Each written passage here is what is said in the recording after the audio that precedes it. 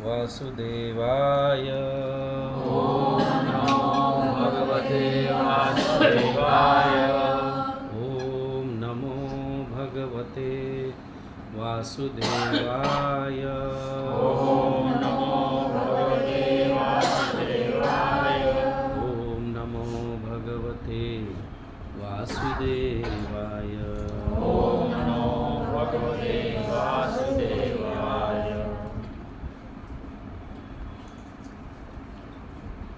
तस्य हरे स्कंद छठवा अध्याय तीसरा श्लोक संख्या 17वां। मेरे पीछे दोहराइए। तस्य आत्मतंत्रस्य हरेर अधिशीतो परस्य माया अधिपते आत्मनः प्रायेण दूतः इह वै मनोहरः चरन्ति तत् रूप गुण स्वभावः। तस्यात्मतन्त्रस्य हरेरादिशीतु तस्यात्मतन्त्रस्य हरेरादिशीतु। सभी के पास है? मोबाइल पे नहीं है?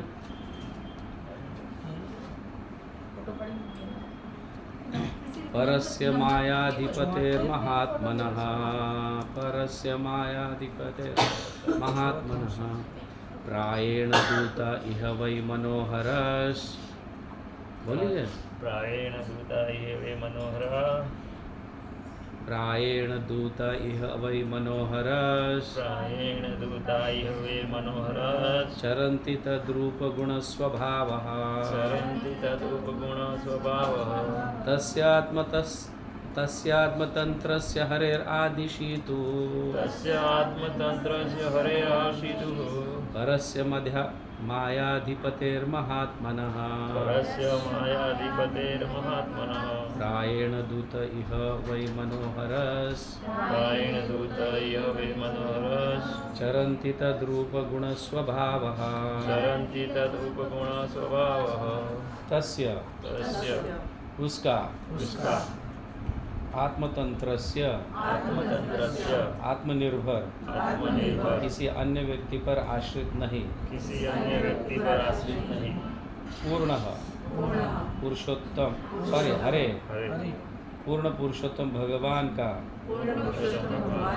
अधिशीतु प्रत्येक वस्तु का स्वामी परस्य ब्रह्मा का माया अधिपते माया के स्वामी महाआत्मनः सर्वश्रेष्ठ चेतन आत्मा प्रायः दूत इह इस जगत में वै निसंदेह मनोहर बर्ताव तथा शारीरिक स्वरूप में सुहावना। चरंती चलते फिरते हैं। तत् उसका रूप शारीरिक रूप वाला गुण दिव्य गुण स्वभाव तथा स्वभाव। अनुवाद और तात्पर्य श्रील प्रभुपाद द्वारा। श्रील प्रभुपाद की जय। पूर्ण पुरुषोत्तम भगवान आत्मनिर्भर तथा पूरी तरह स्वतंत्र है। वे माया समेत हर एक के स्वामी है। वे रूप गुण तथा स्वभाव से युक्त है और इसी तरह उनके आदेश पालक अर्थात वैष्णव जो अत्यंत सुंदर होते हैं उन्हीं जैसे ही शारीरिक स्वरूप दिव्य गुण तथा दिव्य स्वभाव से युक्त होते हैं। वे इस जगत में पूर्ण स्वतंत्रता के साथ सदैव विचरण करते हैं। तात्पर्य, यमराज परम नियंता पूर्ण पुरुषोत्तम भगवान का वर्णन कर रहे थे, किंतु यमराज के दूत विष्णुदूतों के विषय में जानने के लिए अत्यधिक उत्सुक थे, जिन्होंने अजामिल से संबंधित मुठभेड़ में उन्हें हरा दिया था। इसलिए यमराज ने कहा कि विष्णुदूत अपने शारीरिक रूप, दिव्य गुणों तथा स्वभाव में भगवान के सदृश है। दूसरे शब्दों में विष्णुदूत या वैष्णव प्राय परम भगवान जितने ही योग्य होते हैं। यमराज ने यमदूतों को सूचित किया कि विष्णुदूत भगवान विष्णु से कम शक्तिशाली नहीं है। चूँकि विष्णु यमराज से ऊपर है, इसलिए विष्णुदूत यमदूतों के ऊपर है। अतः विष्णुदूतों द्वारा रक्षित व्यक्तियों को यमदूत छू तक नहीं सकते।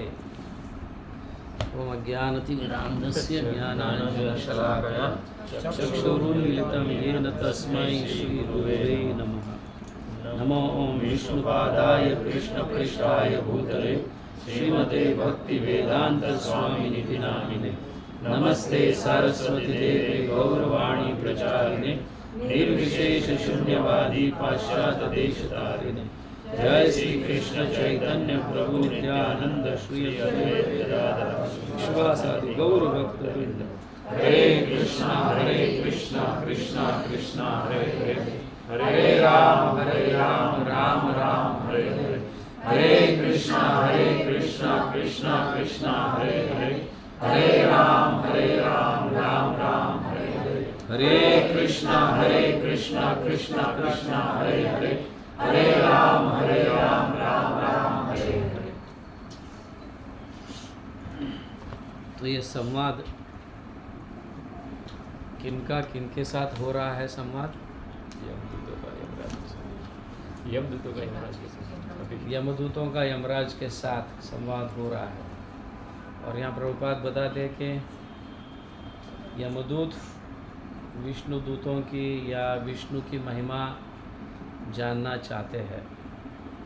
तो यहाँ पे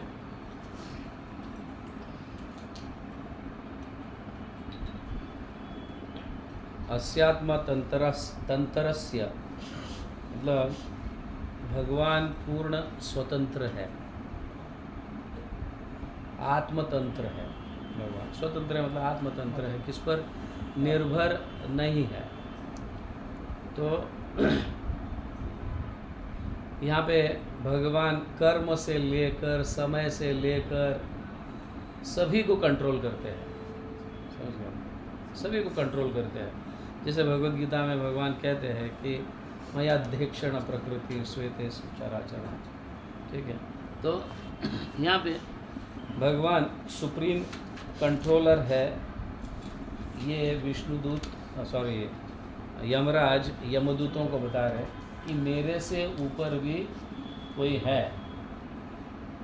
अभी तक शायद तुम नहीं जानते थे कि आपको लगता था कि मैं ही सर्वोपरि हूँ, बट ऐसा नहीं है। मेरे से ऊपर भी सर्वोपरि है। जो साक्षात भगवान के दर्शन, भगवान का सानिध्य करते हैं, वो मेरे से सर्वोपरि है। और उनसे ऊपर तो भगवान स्वयं है, ठीक है। इसलिए महात्मा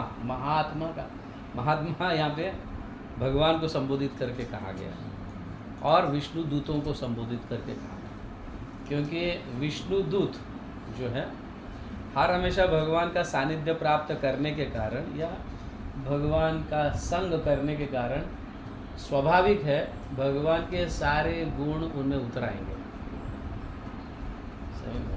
भगवान के सभी गुण, जैसा संग वैसा, तो भगवान के सारे गुण उनमें उतर आएंगे।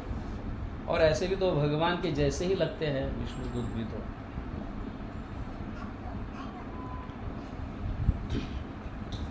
तो यहाँ आत्मतंत्र, अगर सच डीप अगर सिद्धांतों को अभ्यास किया जाए थोड़ा, तो आत्मतंत्र मतलब कंप्लीट इंडिपेंडेंस।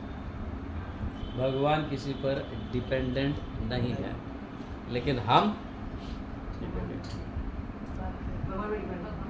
किसी न किसी पर डिपेंडेंट है। अल्टीमेटली भगवान पर डिपेंडेंट है। तो हम जो है जब हम ये समझते हैं कि आत्मतंत्र, मैं इंडिपेंडेंट हूँ, ये कैसा दिखता है पता है? ये कैसे देखना चाहिए? मैं इंडिपेंडेंट हूँ, बोलते तो नहीं है मैं इंडिपेंडेंट हूँ, मैं भगवान पर निर्भर हूँ, बोलते तो है, लेकिन जब चाहे तब जब करना, मतलब इंडिपेंडेंट हुआ कि नहीं? जब चाहे तब उठना, मतलब इंडिपेंडेंट हुआ कि नहीं? हाँ, या मैं तुमसे अच्छा जानता हूँ, इंडिपेंडेंट हुआ। ऐसे कई चीज़ें हैं। या तो फिर मैं सिद्धांतों को जानता हूँ, मैं सब कुछ जानता हूँ, या मैं सिद्धांतों को स्थापित कर सकता हूँ। ये सारा इंडिपेंडेंट नेचर है। तो हमें किसके साथ अलाइन होके जाना चाहिए? हमें किसके साथ अलाइन होके जाना चाहिए? खास करके साधक भक्त कभी आत्मतंत्र नहीं होना चाहिए। साधक भक्त या हम साधना स्टेज में कभी भी आत्मतंत्र नहीं होना चाहिए। शास्त्रों ने जो आज्ञा दी है, गुरुजनों ने जो आज्ञा दी है, आचार्यों ने जो आज्ञा दी है,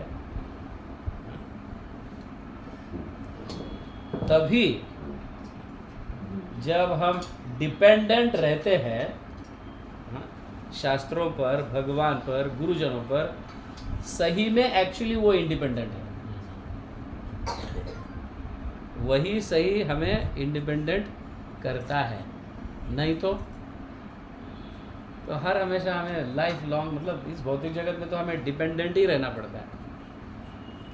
इसीलिए विष्णु दूत भी आत्मतंत्र है। यहाँ पे कहा गया है,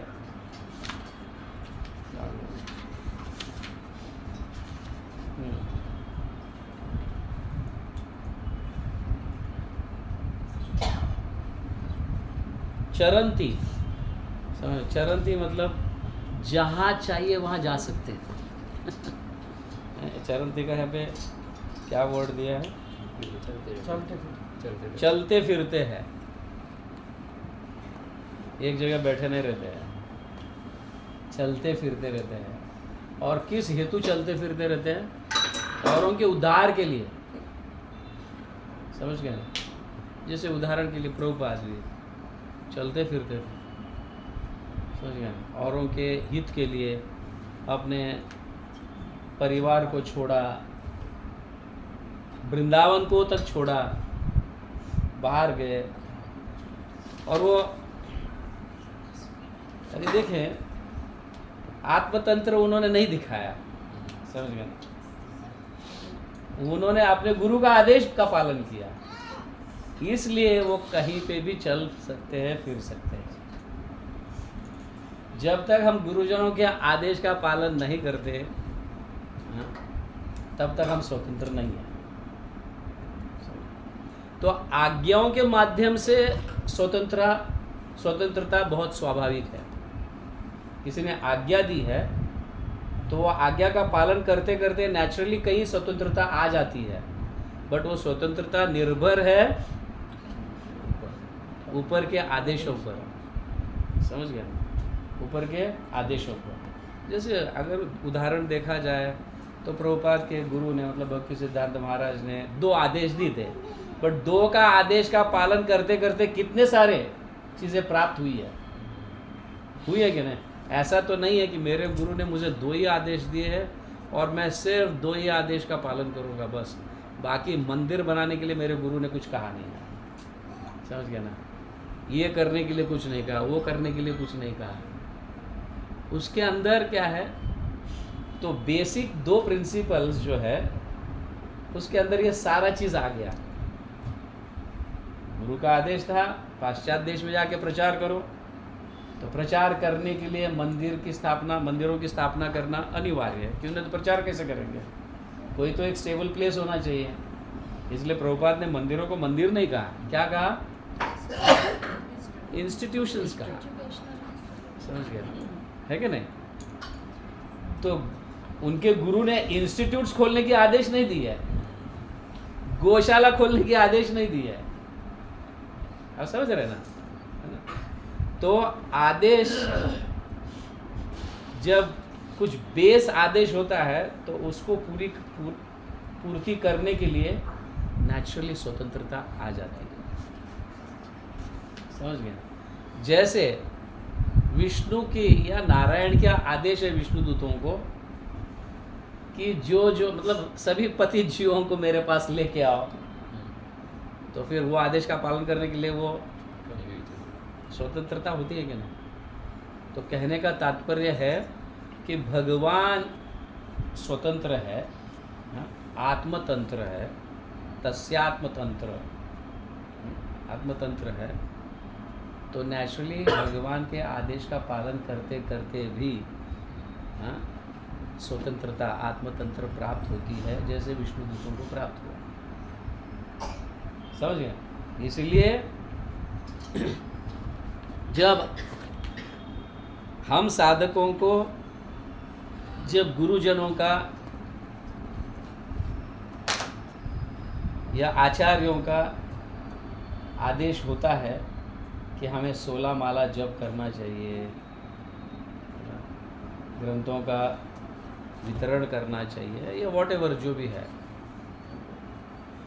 तो जब हम उस आदेशों का पालन करते हैं तो पालन करते करते कितने सारे स्वतंत्रता तो मिल ही जाते हैं, नहीं ऐसा नहीं है। तो ये नहीं समझना चाहिए कि मैं स्वतंत्र हूँ, मैं जैसा चाहिए वैसा कर सकता हूँ। जो गुरु ने आदेश दिया उसका सिर्फ पालन करते रहो, फिर नेचुरली आपको इंडिपेंडेंट मिलते रहेगा।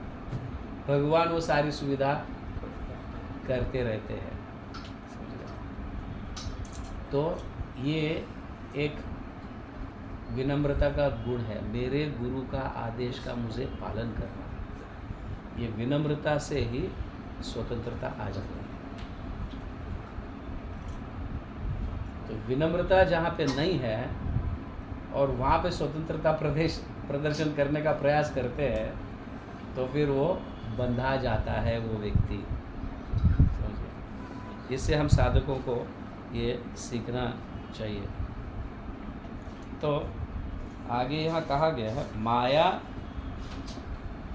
माया अधिपते, मतलब माया के मास्टर है, माया भगवान पर निर्भर है, और हम सब किस पर निर्भर है? माया पर निर्भर है ना? तो अभी जो व्यक्ति अपने आप को स्वतंत्र समझता है वो तुरंत माया उसको पकड़ लेती है, क्योंकि स्वतंत्र तो सिर्फ भगवान है। समझो, स्वतंत्र सिर्फ भगवान, और भगवान के आदेशों पर जब निर्भर रहता है तो माया नहीं पकड़ती है, मतलब नेचुरली वो स्वतंत्र बन गया है कि नहीं तो हम माया पर निर्भर है, वी आर डिपेंडेंट ऑन माया। समझ में आ रहा है ना? क्लियर? हाँ, तो भगवान स्वयं ने भी कहा है 7वें अध्याय में, क्या है वो श्लोक? मेरे शरण में आओगे तो माया तुम्हें छुएगी नहीं। मामैव प्रपद्यन्ते माया। हाँ, दैवी एष गुणमयी मम माया। देवी एष गुणमयी मम माया दूरतया। यस, ठीक है। तो मेरी शरण में आएगा तो माया नहीं छुएगी। माया नहीं छुएगी मतलब तुम स्वतंत्र हो। समझे? तो ये ध्यान में आना चाहिए। तो हमने अपने स्वतंत्रता को प्राप्त करने के लिए माया के पास मुख किए हैं, और जैसे ही हम अपना मुख कृष्ण के पास घुमाएंगे तो माया हमारे पीछे हो जाएगी, माया छोड़ देगी। हाँ, तो ये बहुत सुंदर श्लोक है ये।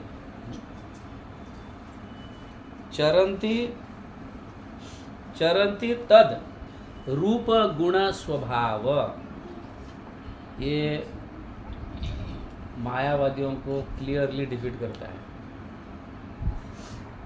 घूम रहे हैं, चल रहे हैं, यहाँ वहाँ जा रहे हैं, हाँ? रूप है, गुण है और स्वभाव भी है। मतलब भगवान कैसे है? साकार है, निराकार नहीं है। निराकार चलता नहीं है, निराकार घूमता नहीं है ना? निराकार रूप नहीं होता है, निराकार का स्वभाव नहीं होता है। तो यहाँ पे क्लियरली कहा है कि भगवान साकार है। ये कौन कह रहे हैं? यमराज कह रहे हैं, यमदूतों को कह रहे हैं। अभी यमराज तो इस भौतिक जगत के लोगों के लिए सबसे भय, मतलब मृत्यु, ये भय है, सबसे बड़ा भय है मृत्यु। तो आप जब इतना बड़ा भय जो क्या है, आपन्न संश्रुतिम घोरम यद विवशतो ग्रहण तथा सद्य विमुच्यते यद विवेति स्वयं भयम। तो भगवान का नाम, भगवान का स्वरूप, भगवान का स्वभाव, ये जो भी है, बड़े बड़े जो दूसरों को भयभीत करने वाले लोग भी उनसे डरते हैं। समझ गए? अभी यमराज भी उनसे डरते हैं, क्योंकि जो मृत्यु सबसे बड़ा भयानक चीज़ है। हम मृत्यु से डरते हैं। अभी मृत्यु ही अगर किसी से डर रही है तो हमें मान लेना चाहिए कि नहीं कि भगवान को रूप है, भगवान के गुण है, भगवान का स्वभाव है। आप सोचो, जो नहीं मानोगे तो मृत्यु उनको क्या करेगी? जब स्वयं यमराज ये कह रहे हैं, समझ गया? सो हमसे यह सीखना है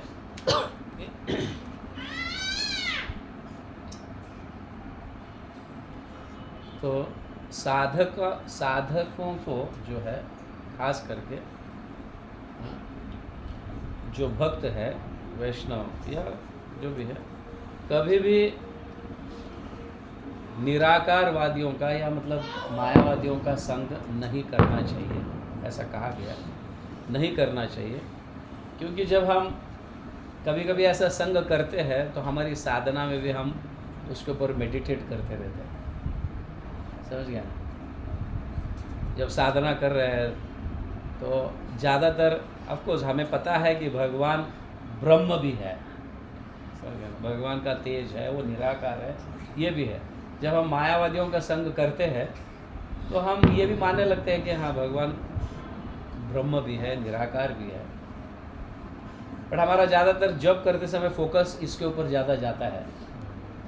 हालांकि लीलाओं पर जाना चाहिए, उनके स्वभाव पर जाना चाहिए, उनके गुणों पर जाना चाहिए, जो साकार है।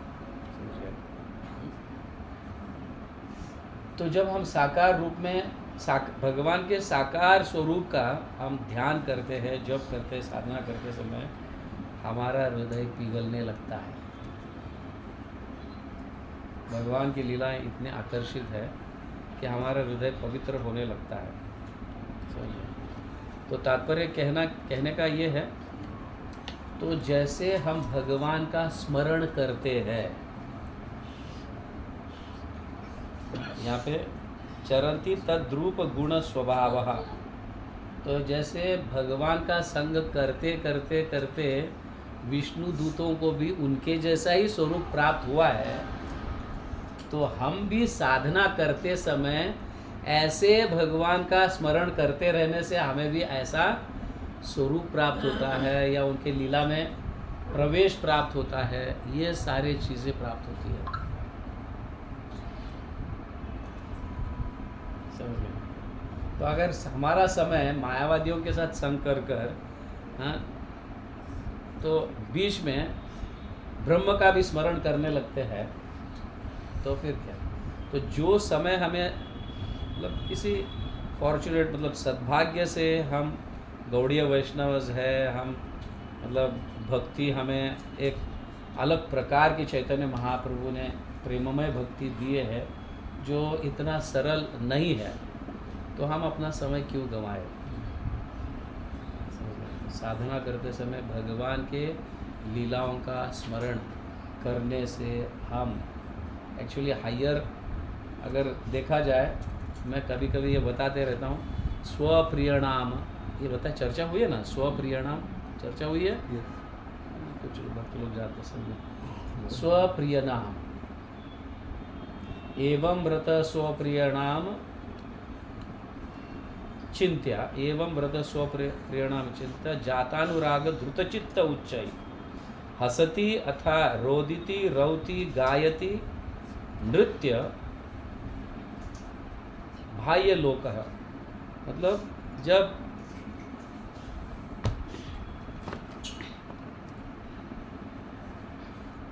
कल भी मैं बता रहा था उधर स्वप्रेरणा नाम के विषय में, तो हम भगवान का नाम का जप करते हैं, हरे कृष्ण कृष्ण कृष्ण हरे हरे, हरे राम राम राम हरे हरे। तो कोई किसी के लिए गोविंद स्वप्रिय नाम है, किसी के लिए गोपीनाथ स्वप्रिय नाम है, किसी के लिए गिरधारी स्वप्रिय नाम, मेरे तो गिरधर गोपाल, दूसरा कोई नहीं। हाँ, ना गोपीनाथ ना गोविंद ना, मेरे तो गिरधर गोपाल। समझ में आया ना? तो हम जब करते हैं ऐसी साधना में, जब भगवान की लीलाओं में मतलब हम दर्शन करने लगते हैं, साधना के समय जब करते समय भगवान की लीलाओं का स्मरण करने लगते हैं, तो स्वाभाविक रीति से कुछ समय के बाद जो है कुछ लीलाएं इतने आकर्षित लगने लगती है वो, तो हमें भगवान का वो नाम प्रिय बन जाता है। वो नाम क्या बनता है? प्रिय बन जाता है। और जब ये नाम प्रिय बन जाता है और उसको हर हमेशा क्या कहा गया, सर्वेशान भगवन नाम नाम, सर्वेशान भगवन नाम नाम समानो महिमा विचेत तत् स्वप्रिय प्रियणाशु स्वार्थ सिद्धिम परम के क्षेत्र। मतलब जब हम उड़ते चलते जब करते समय तो हम उनके लीलाओं का स्मरण करते हैं, बट जब हम अपना साधना खत्म होने के बाद हम जब कार्य करते रहते हैं, जब भगवान के गुणगान वही स्वप्रियणाम गाते रहते हैं, गुनगुनाते रहते हैं, तो बहुत ही जल्दी सिद्धि प्राप्त होती है। समझ गए?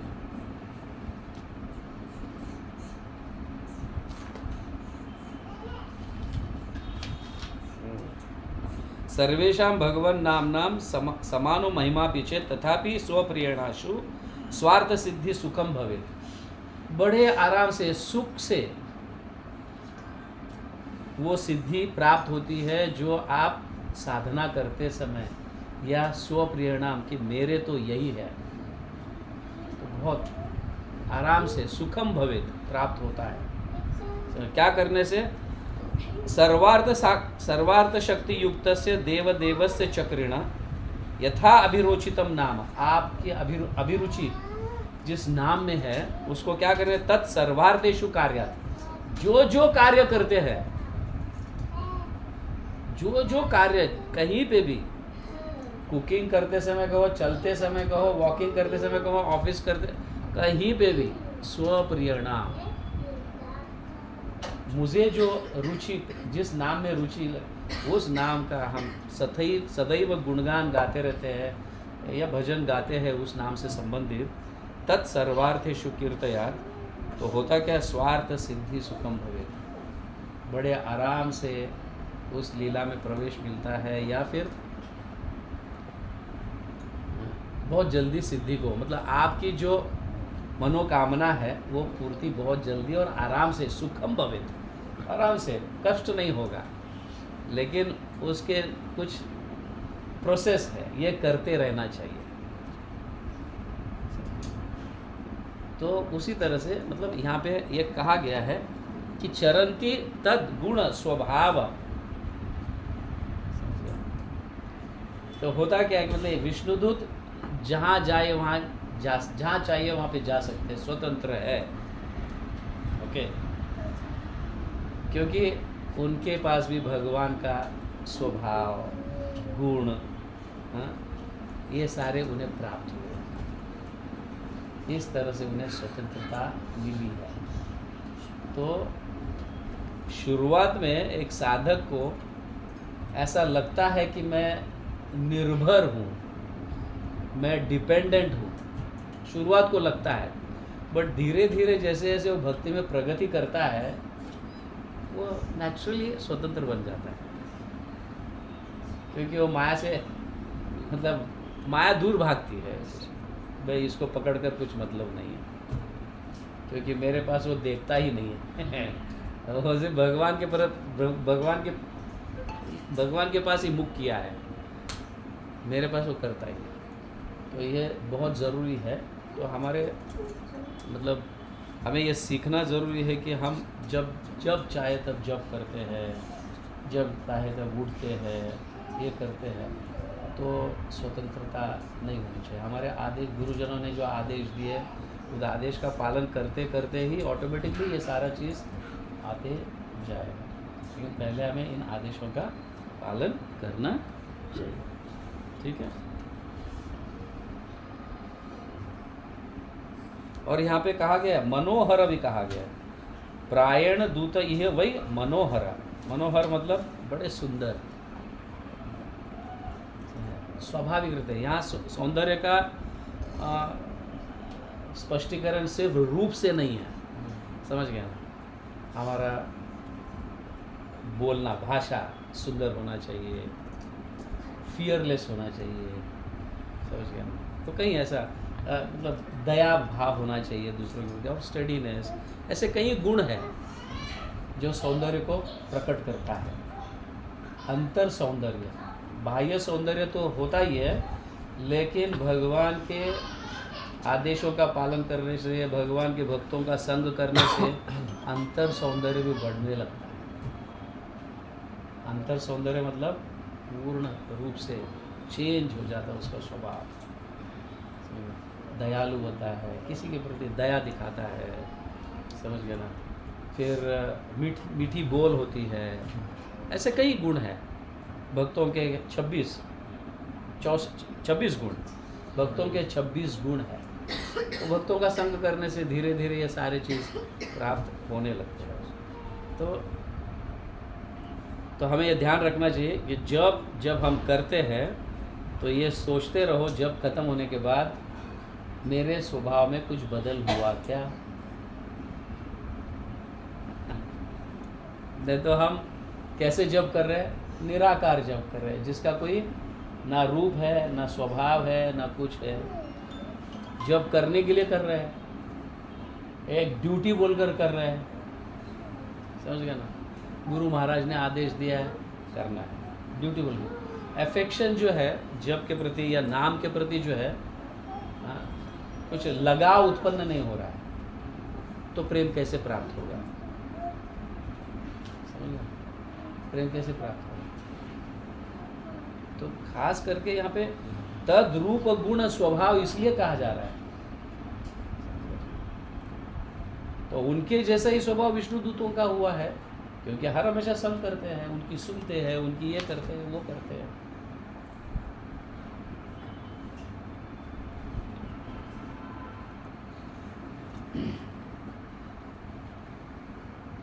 चरंती कभी कभी हमारे आचार्य से समझाते हैं, चरंती मतलब जियोग्राफिकल स्टेटस नहीं लेना चाहिए। चरंती मतलब मैं वहाँ गया। कई लोग तो वृंदावन में बैठ के भी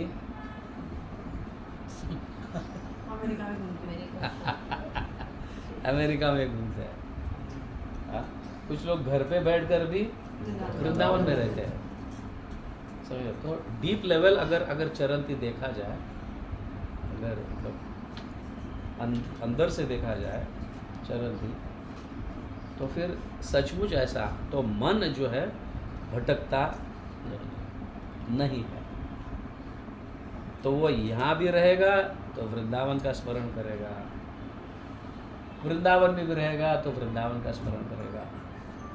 शारीरिक स्तर पर प्रभुपाद देखो, शारीरिक स्तर पर वो चरंती करते थे, बाह्य रूप से अमेरिका जाते थे, लेकिन उनका मन हर हमेशा वृंदावन में रहता है।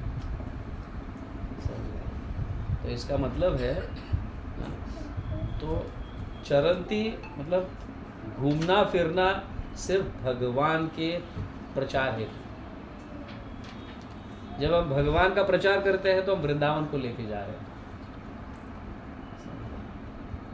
नहीं, वृंदावन में जाएंगे हम, मैं तो हर महीने वृंदावन जाते हैं, लेकिन वृंदावन में जाकर क्या करते हैं, ये बड़ा महत्व विषय है, समझ लो। मोस्टली हम देखते हैं वृंदावन में, क्या सुंदर हमारा रहने का ठिकाना लॉज में हुआ था, वहाँ पे हुआ था, यहाँ पे क्या सुंदर व्यवस्था हुई थी। तो हमारा कॉन्शियसनेस सारा हमेशा वहीं पे रहता है, वृंदावन में नहीं रहता है, समझ गए ना। अभी जो है वृंदावन, वृंदावन नहीं है। मैं ये तो कई बार कहा है, सभी को कई बार कहा है, वृंदावन वृंदावन नहीं रहा। जहाँ पे प्लास्टिक के बॉटल्स दिखेंगे, ग्लास और थर्मोकोल के प्लेट्स और सीमेंट के कंस्ट्रक्शन, फैक्ट्रीज और सीमेंट, मतलब ये सारे जो बसेस, टार रोड्स, ये वृंदावन नहीं है।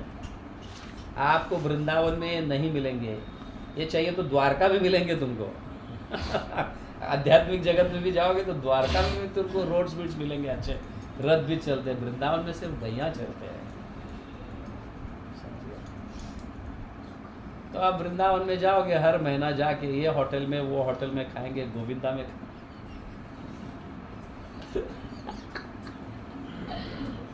सॉरी थोड़ा बालिश लगता है ये चर्चा करने में, बट सही में हमारा कॉन्शियसनेस वृंदावन जाने का मोस्टली ये रहता है। बाकी बिहारी जाते हैं तो वहाँ तो पूरा पूरा सब इसी से भरा रहता है। लाइन लगी रहती है तो यहाँ पे खाते भी रहते हैं। बट नहीं, कहने का तात्पर्य ये है कि वृंदावन धीरे धीरे लुप्त हो जाएगा। हमारे आचार्यों ने इसीलिए मन पर वाचो वेगम मनस प्रोतव्यम क्यों कहा गया है। अगर डीपली अगर देखा जाए तो आप मन के ऊपर ऐसा नियंत्रित करो कि आप मन यहाँ पे है तो भी वृंदावन का विचार करते रहे, क्योंकि आप वृंदावन में जाकर वृंदावन का विचार नहीं, क्योंकि वृंदावन तो सामने आपको कंस्ट्रक्शन ही दिखेगा, पेड़ पौधे दिखेंगे नहीं, समझ गए ना। सारे ट्रक्स और बसेस और रिक्शास ये वो वही दिखेगा, समझ में आ रहा है। तो चरंती मतलब समझिए आप क्या है, क्या कहने का तात्पर्य। चरंती मतलब तो भगवान के शुद्ध भक्त जो है जहाँ वहाँ विचरण करते भी रहते हैं तो वृंदावन को लेकर करते हैं, समझ गए, क्लियर अंडरस्टैंडिंग। दूसरा श्लोक है,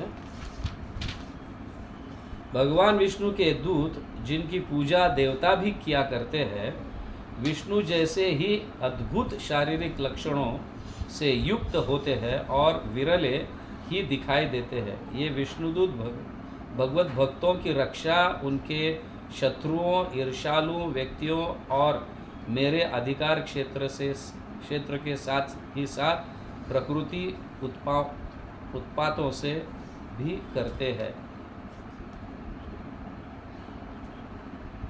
तो ये विष्णुदूत जो है वो कहते हैं कि भगवान के भक्तों की रक्षा करते हैं जैसे अजामिल के किए हैं। अभी अजामिल तो ऑब्वियसली मतलब बहुत शुरुआत में ब्राह्मण है और मतलब काफ़ी सेवा की है, लेकिन बीच में थोड़ा बहुत पतन होने के कारण कुछ सद्भाग्य से भगवान का नाम लेने के लिए प्रेरित हुआ, वो अपने बच्चों के माध्यम से क्यों ना हो, लेकिन वो भक्त बन गया। हम कल ही बता रहे थे कि इवन जो है नामाभास से भी संचित कर्म नष्ट हो जाते हैं।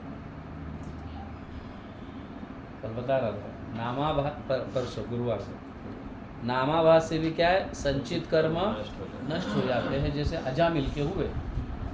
समझ गए? नामाभास से संचित कर्म सारे, न तो यमदूत के साथ, यमदूत लेके जाते, यमदूत लेके नहीं गए उन्हें, समझ गए ना? वहाँ पे ही विष्णु दूतों ने काटा।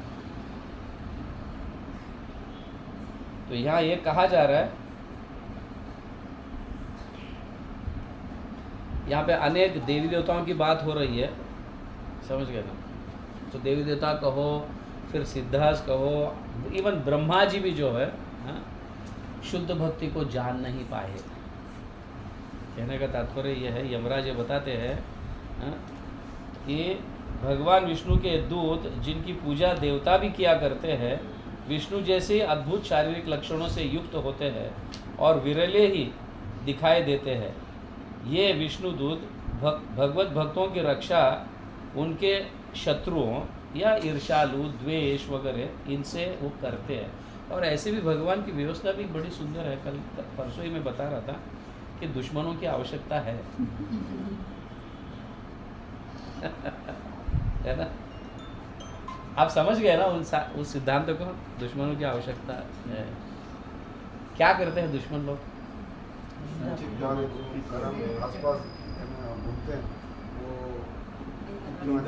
जो आपकी निंदा करते हैं, आपके प्रति ईर्ष्या करते हैं, आपने किए हुए कर्म एक्सीडेंटली, गलती से भक्ति में आने के बाद भी आपने क्रियामाण कर्म किया है, एक्सीडेंटली हो जाता है, कभी कभी ऐसे पाप हो जाते हैं, किया है, तो वो आपको स्पर्श नहीं करते।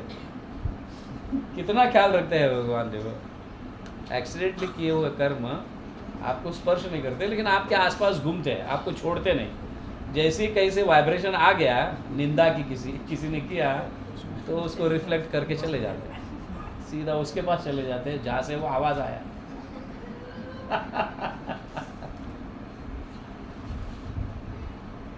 तो कहने का तात्पर्य ऐसा नहीं कि दुश्मन बना लो दुश्मन बना लो, ऐसा नहीं। अभी युधिष्ठिर, देखो युधिष्ठिर होता क्या, ये भौतिक जगत का पता नहीं, ये मतलब भौतिक जगत का ये स्वभाव ही है, जितना तुम अच्छे बनने लगते हैं ना, दुश्मन ज़्यादा बढ़ने लगते हैं। अभी युधिष्ठिर महाराज के कोई दुश्मन नहीं है, उनके दृष्टि से देखा जाए, उनके स्वभाव से, उनके लिए तो कोई भी दुश्मन नहीं है, है कि नहीं? इवन प्रहलाद महाराज की भी कोई दुश्मन नहीं है। फिर भी मतलब उनके अच्छाई या उनका सीधा सरल रास्ता या उनका उच्च जो भी है भावना, उसको देखकर दुश्मन बनने लगते हैं। तो ऐसे दुश्मन होना चाहिए, आपके दुश्मन नहीं होना चाहिए। मतलब आप किसी के दुश्मन मत बनो, आपके दूसरे दुश्मन बन सकते हैं। समझ में आ रहा है? क्लियर हो रहा है? युधिष्ठिर महाराज मतलब उनके कोई दुश्मन नहीं थे, उनके दृष्टि से कोई दुश्मन नहीं था युधिष्ठिर महाराज, पर उनका स्वभाव इतना सीधा और श्रेष्ठ, और इतने सारे लोग गुणगान गाते रहते हैं, तो कुछ ना कुछ किसी के हृदय में ईर्ष्या उत्पन्न हो ही जाती है और वो दुश्मन बन जाता है। और जब आपकी ईर्ष्या करता है, तो गलती से अगर हो गया आपसे पाप, तो वो पाप किसके पास चला जाएगा? उसके पास जिसने उस सरल व्यक्ति की निंदा की। अभी युधिष्ठिर महाराज ने भी पाप किए, द्यूत क्रीड़ा खेल के द्रौपदी को पूरे सभा में निर्वस्त्र किया गया था। अभी ये एक्चुअली तो है, बट वो युधिष्ठिर महाराज को लगा नहीं, और वो भगवान चाहते भी थे कुछ सिद्धांतों को स्थापित करने के लिए। नहीं तो युधिष्ठिर जो धर्म के मतलब उनके जैसा धार्मिक व्यक्ति कोई नहीं है दुनिया में, वो धर्म सिखाते हैं सभी को, और वो ऐसा कृत्य करेंगे क्या? बट फिर भी बदनाम हुए भगवान के इच्छा है, उनको कुछ पड़े नहीं। भगवान आप जो चाहो वो करो, मुझे बदनाम करना है तो कराओ, नहीं करना है तो नहीं भी करो। तो इस तरह से रहता है। तो कहने का तात्पर्य कि यहाँ पे देवी देवता भी जो पूछते हैं, मतलब वो भी पूर्ण रूप से भक्ति को नहीं जानते हैं, यहाँ क्लियर लिखा है। तो भगवत भक्ति जो है इतना मतलब इतना सूक्ष्म है, सभी को पता नहीं चलता है। ब्रह्मा जी को भी पता नहीं था, समझ गए। शुद्ध भक्ति उनको आना पड़ता है, संग करना पड़ता है शुद्ध भक्तों का। जैसे वो हरिदास ठाकुर के रूप में आकर उन्होंने संग किया और प्राप्त किया शुद्ध भक्ति।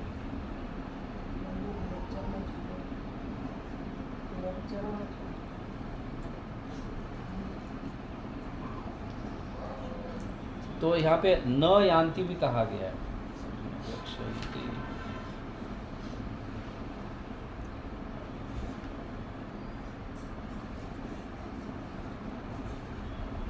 तो न यान्ति का अर्थ यहाँ ये क्या गया कि भक्ति के बिना इन सारे चीज़ों को हम प्राप्त नहीं करते, या भगवान से संबंधित जो भी चीज़ है, मुक्ति से लेकर, मुक्ति से मतलब मैं अन्य मुक्तियों की बात कर रहा हूँ, न साहित्य मुक्ति की, तो भगवान का संग या सेवा वगैरह सब भक्ति के बिना प्राप्त नहीं होगा, समझ गए। भक्ति के बिना प्राप्त नहीं होगा। और वो ये कहा गया है कि न जानती,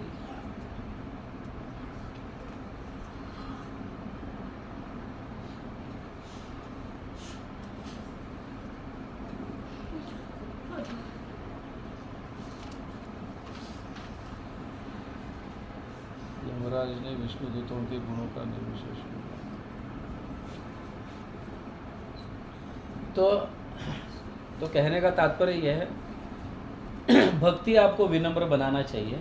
जब सबसे प्रथम जब जो है, जो एक्ट करता है या जब का प्रभाव जो है विनम्रता, तो ये विनम्रता से ही धीरे धीरे सारे गुण आने लगते हैं।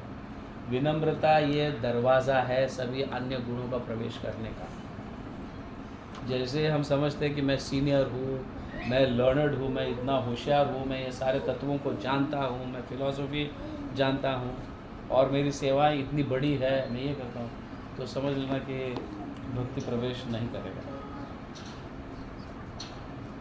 तो ये थोड़े देवताओं का ये बताया है कि देवताओं में ऐसे कुछ है, तो इवन ब्रह्मा भी जो है डिपेंडेंट ऑन भक्ति, समझ लेना। ब्रह्मा जी भी जो है स्वतंत्र नहीं है, भले उनको ये ब्रह्मांड को संभालने के लिए स्वतंत्रता है, पर वो आदेश के अनुसार ही है, उसके थोड़ा भी यहाँ वहाँ नहीं जा सकते ब्रह्मांड, सभी आदेश होता है। तो आदेश के अंडर में स्वतंत्रता मिल सकता है। और मतलब इन शॉर्ट क्या है कि आपको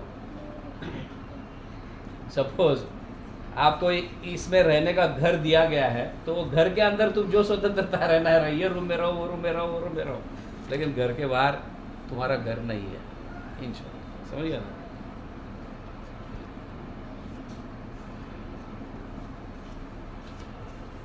तो आगे का श्लोक, असली धार्मिक सिद्धांतों का निर्माण पूर्ण पुरुषोत्तम भगवान द्वारा किया जाता है।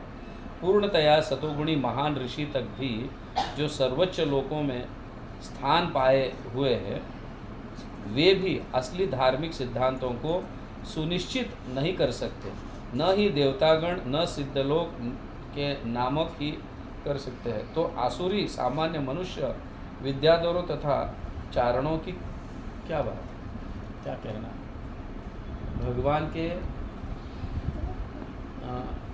मतलब ये स्वतंत्र नहीं है, क्योंकि कोई भी व्यक्ति अपने धर्म को स्थापित नहीं कर सकता, समझिए। भगवान ने जो धर्म स्थापित किए हैं वही होने चाहिए, समझिए ना। साक्षात तो भगवत प्रणीतम धर्मम तो हाँ, धर्मम तो साक्षात भगवत प्रणीतम। तो भगवान ही धर्म की स्थापना कर सकते हैं, दूसरे नहीं। तो यहाँ पे क्या क्या कहा जा रहा है, असली धार्मिक सिद्धांतों को सुनिश्चित नहीं कर सकते, ना ही देवतागण मतलब सारे देवता आ गए उसके अंदर, सिद्ध लोग जो सिद्धियों को प्राप्त किए हैं, समझ गए ना। असुर और हम जैसे सामान्यों की बात तो लेना है। तो किसी भी स्तर पर क्यों ना हो, अपनी मनमानी के माध्यम से कुछ भी स्थापित नहीं करना चाहिए। जो दिया गया है उन नियमों का पालन करना चाहिए।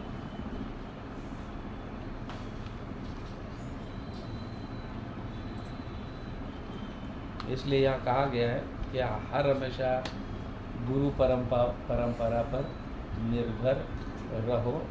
वो जो आदेश देते हैं उन आदेशों का पालन करने का प्रयास करो, ना इसकी ना उसकी कोई ज़रूरत नहीं। गुरु ने जो आदेश दिया है उन आदेशों का पालन करो। वो आदेशों का पालन करते करते ही हमारा जीवन ऐसे स्थित हो जाता है कि हमें पता तक भी नहीं चलता है। समझ गए ना कि हम भक्ति के कौन से लेवल तक पहुंच गए।